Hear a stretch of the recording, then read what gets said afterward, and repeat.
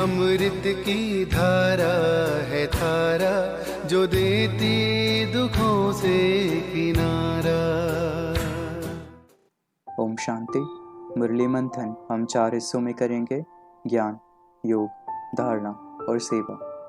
ज्ञान मंथन आसान करने के लिए उनको 7 हिस्सों में बांटा गया है। पहला है परमात्मा, दूसरा है आत्मा, तीसरा है त्रिलोक और त्रिमूर्ति, चौथा है कल्पवृक्ष, पांचवा है सृष्टि चक्र, छठा है सीढ़ी अथवा भारत के उत्थान और पतन की कहानी, और सातवां है गीता और गीता के भगवान। आज 9 सितंबर 2020।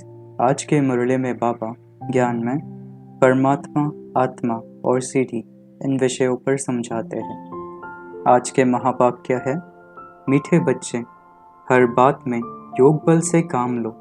बाप से कुछ भी पूछने की बात नहीं। तुम ईश्वरीय संतान हो, इसलिए कोई भी आसुरी काम न करो।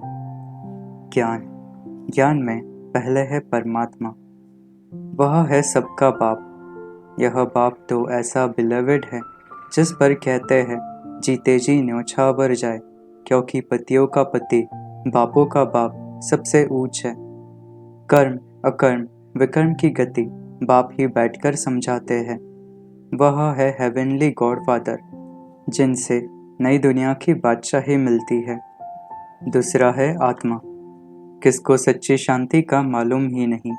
बाप कहते हैं, बच्चे, तुम्हारा स्वधर्म ही शांत है। इस शरीर से तुम कर्म करते हो।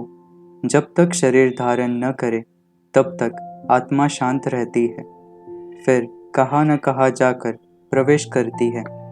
तीसरा है सीढ़ी अथवा भारत के उत्थान और पतन की कहानी। राजाई में भी पोजीशन होती है। हर एक के पुरुषार्थ अनुसार मर्तबा होता है। पुरुषार्थ कराने लिए बाप आते हैं। बाप बिल्कुल ऐसे समझाते हैं जैसे मक्खन से बाल। बच्चे समझते हैं बरोबर जन्म जन्मांतर का सिर पर बोझा है। कोई एक अजामिल नहीं, हर एक मनुष्य एक दो से जास्ती अजामिल है। क्या पता पास्ट जन्म में क्या क्या किया है। अभी तुम समझते हो पाप ही किए हैं। वास्तव में पुण्य आत्मा एक भी नहीं है। पुण्य आत्माएं होती ही है सतयुग में। कोई ने हॉस्पिटल आदि बनाई, सो क्या हुआ? सीढ़ी उतरने से थोड़े ही बच जाएंगे। माया का भी कितना प्रभाव है। ईश्वर बाप कहते हैं ऐसा मत करो, तो भी नहीं मानते। बाप बादशाही देते हैं, फिर थोड़े ही कभी मिलती है। ऐसे थोड़े ही है, दूसरे जन्म में कुछ मिल सकता है? नहीं।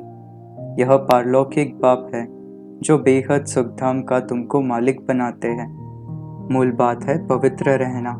जन्म जन्मांतर तुमने पुकारा है, हे पतित पावन, आकर हमको पावन बनाओ।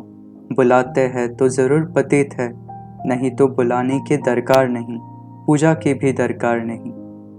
जैसे शराब पीते हैं तो बड़ा नशा चढ़ जाता है, तो यह विष भी ऐसी चीज है। पछताते भी है, परंतु आदत पड़ी है तो वह टूटती नहीं है। जैसे नशे की चीजें खुशी में लाती है, विकार भी ऐसे है। यहाँ फिर बड़ी मेहनत है। सिवाय योग बल के कोई भी कर्मेंद्रियों को वश नहीं कर सकते। योग बल की ही करामता है। बाहर से आते हैं यहाँ योग सीखने, शांति में बैठे रहेंगे। वह तो है आधा कल्प के लिए आर्टिफिशियल शांति। बाप समझाते हैं, मीठे मीठे सिखलदे बच्चों, तुम 5000 वर्ष के बाद फिर से आकर मिले हो। थोड़ा भी कुछ समझ कर जाते हैं तो स्वर्ग में ज़रूर आ जाएंगे।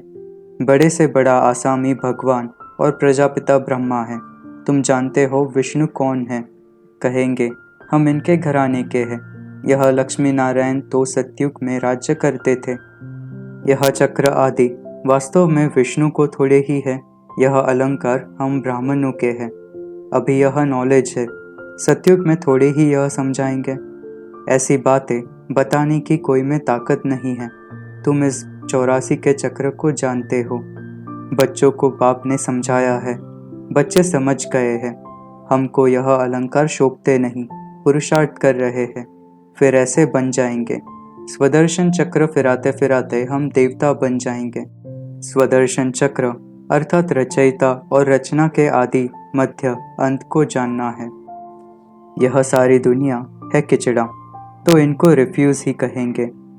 तुम जानते हो हम विश्व के मालिक बनते हैं।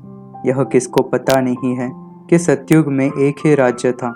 मानेंगे नहीं, अपना घमंड रहता है तो फिर जरा भी सुनते नहीं।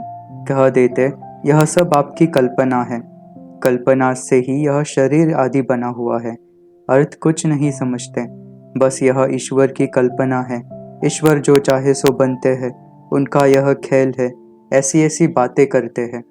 सबका अपना अपना पार्ट है, एक का पार्ट न मिले दूसरे से। योग, यही योग बल है जिससे तुम्हारी सब कर्मेंद्रियां वश हो जाती है। योग बल के सिवाय तुम पावन बन नहीं सकते। योग बल से ही सारी सृष्टि पावन बनती है। इसलिए पावन बनने के लिए व भोजन को शुद्ध बनाने के लिए याद की यात्रा में रहो। धारणा पहला, बाबा से कोई भी प्रकार की मांगनी नहीं करनी है। बाबा ने कह दिया है, हर बात में योग बल से काम लो, याद की यात्रा से काम लो, और कहा भी जाओ तो मुख्य बात बाप को ज़रूर याद करना है। भूले चुके भी बाप को नहीं भूलना है। दूसरा, कोई भी चीज़ का अहंकार न हो। बाप दादा जैसे निरहंकारी बनना है। दैवी गुण धारण करने हैं, पवित्र रहना है। तीसरा, अपना अपना काम तो करना ही है। जितना हो सके प्रेम से काम लो। हाथ नहीं चलाना है, बहुत नम्रता से चलो। कोई क्रोध करे तो फूलों की वर्षा करो। चौथा, मूल बात है पवित्र रहना। बाबा ने समझाया है, योग बल से तुम सृष्टि को पावन बनाते हो, तो क्या योग बल से खाना शुद्ध नहीं हो सकता? पांचवा, भल बाबा कहते हैं थोड़ा भी सुना तो स्वर्ग में आ जाएंगे, परंतु हर एक मनुष्य पुरुषार्थ तो ऊंच बनने के लिए ही करते हैं ना, तो पुरुषार्थ है मुख्य। सेवा पहला, कोई भी सेवा निरहंकारी हो करनी है। बाप दादा का एग्जाम्पल सामने रखना है। जैसे शुरू में बच्चियां जब बीमार पड़ती थी तो बाबा खुद उनकी सेवा करते थे। दूसरा, योग बल से मनसा से सृष्टि को पावन बनाने की सेवा करनी है। वरदान, मास्टर ज्ञान सागर बन, ज्ञान की गहराई में जाने वाले अनुभव रूपी रत्नों से संपन्न भव। जो बच्चे ज्ञान की गहराई में जाते हैं वे अनुभव रूपी रत्नों से संपन्न बनते हैं। एक है ज्ञान सुनना और सुनाना, दूसरा है अनुभवी मूर्त बनना। अनुभवी सदा अविनाशी और निर्विघ्न रहते हैं, उन्हें कोई भी हिला नहीं सकता। अनुभवी के आगे माया की कोई भी कोशिश सफल नहीं होती। अनुभवी कभी धोखा नहीं खा सकते, इसलिए अनुभवों को बढ़ाते हुए हर गुण के अनुभवी मूर्त बनो। मनन शक्ति द्वारा शुद्ध संकल्पों का स्टॉक जमा करो। स्लोगन, फरिश्ता वह है जो देह के सूक्ष्म अभिमान के संबंध से भी न्यारा है। ओम शांति। मुरली अमृत की धारा है धारा, जो देती दुखों से किनारा।